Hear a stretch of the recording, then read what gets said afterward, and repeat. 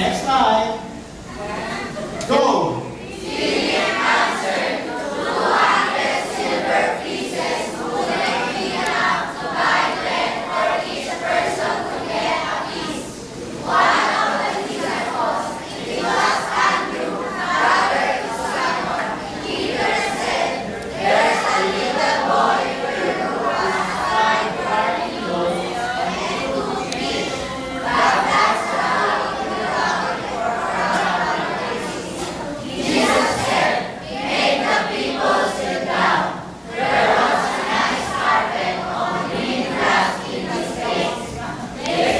Your turn. Go.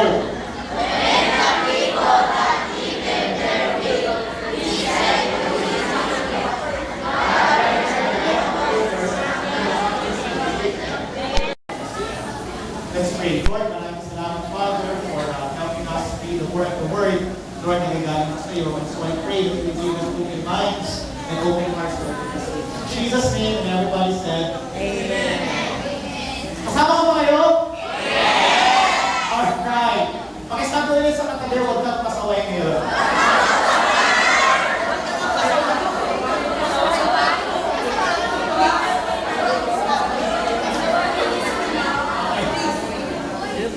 Siguro lagi kayo nasa noisy list ng teachers mo. And proud. Okay, very good. Very good, very good. Ngayon na tayo noisy list. Kasi mahal pa rin kayo ni God kahit noisy kayo.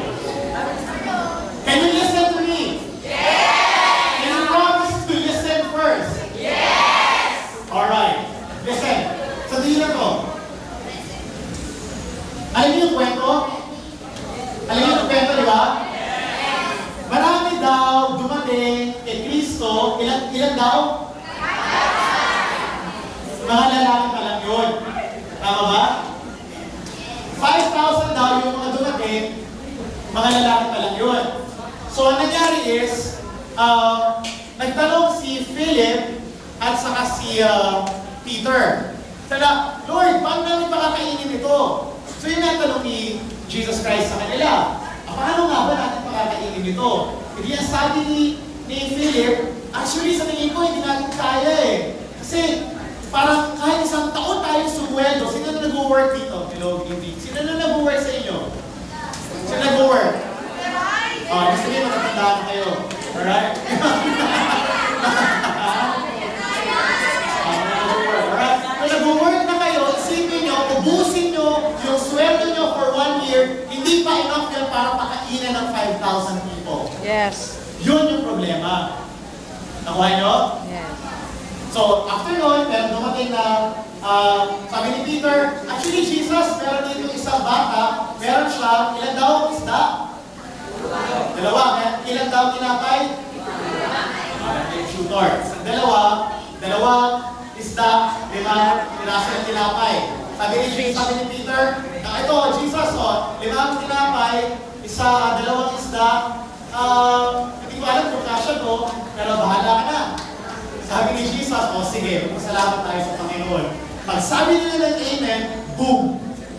Lahat meron ng pagkain. Hala, di ba? Handa. Di ba ang sarap nun? Kung mag-pray lang tayo, kung bukas na mata nyo, meron akong kare-kare. Ano favorite food mo? Spaghetti. Ano favorite food mo? Ha? Balot. Balot. Ano favorite food mo? Menudo with rice, specific. Menudo with rice. Kaya, ano favorite food mo? Adobo. Sino favorite food ang palaya? Yeah! Kunyari pa kayo. Yeah, right. Sige, mag-pray tayo ng palaya. For 1 week, kakainin nyo ang palaya. So that's the story, right? That's the simple, straightforward story. Pero ito yung tanong. May tanong dito eh. Meron special question that you have to take into consideration right here, right now. Are you ready? Diba sabi ko kanina, nagtanong ako, sino sa inyo naniniwala that God is extraordinary? Sino ka naniniwala that God is extraordinary? Raise your hands. Amen. Good. Good. Now, ang tanong is this. Lahat ba ng tao nararanasan that God is extraordinary? No. That's right. Minsan, may mga pagkakataon sa buhay natin, parang naniniwala tayo that God is good. Naniniwala tayo na buhay ang Diyos. Pero bakit gano'n? Sa ibang tao lang siya buhay. Sa buhay ko, parang patay siya.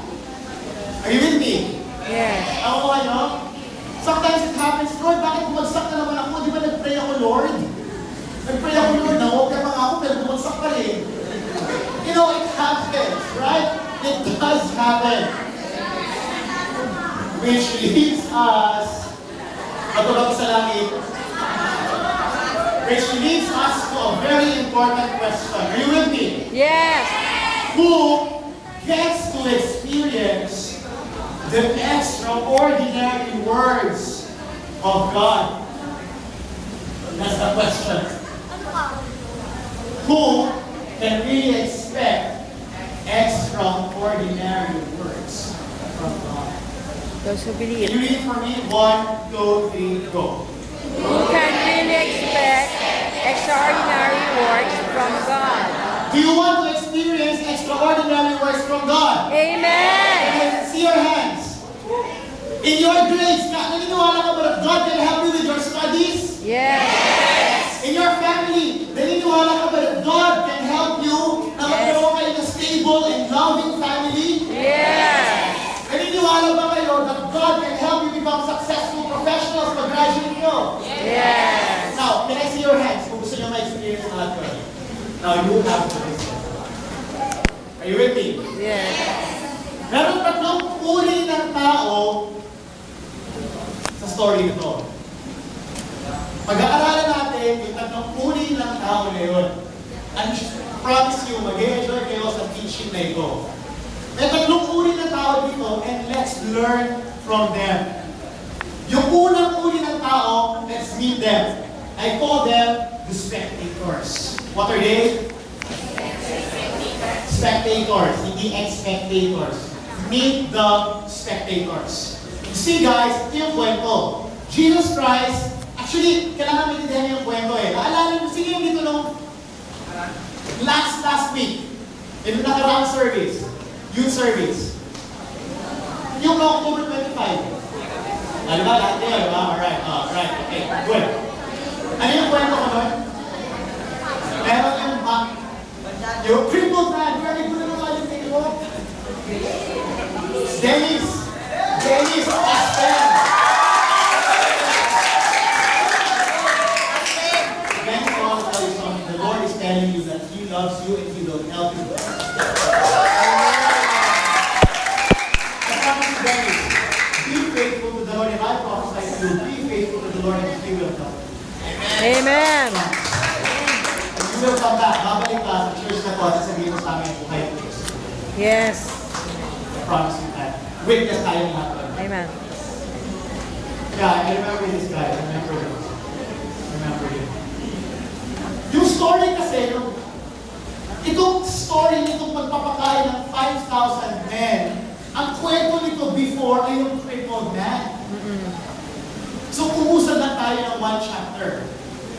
Nalala yung crippled man, ano siya sa swimming pool, tinita nila bumula, kasi ang maniniwala nila na pag bumula yun, meron daw nag-touch ni angel, tapos yung una daw na makakapasok doon Ay, gagaling. Gagaling. Gagaling. Ang problema with this crippled guy was, crippled na siya.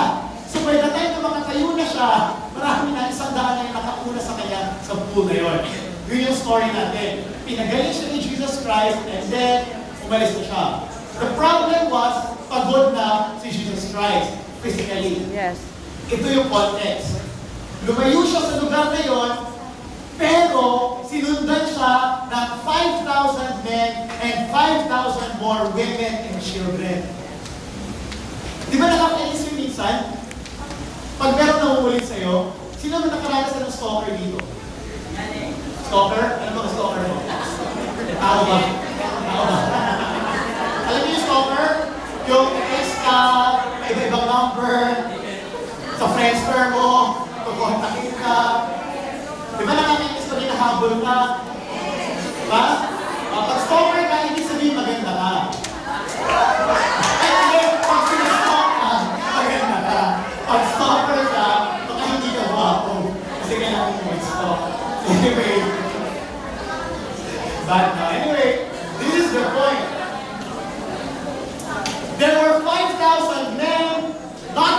the women na humahabol kay Jesus Christ.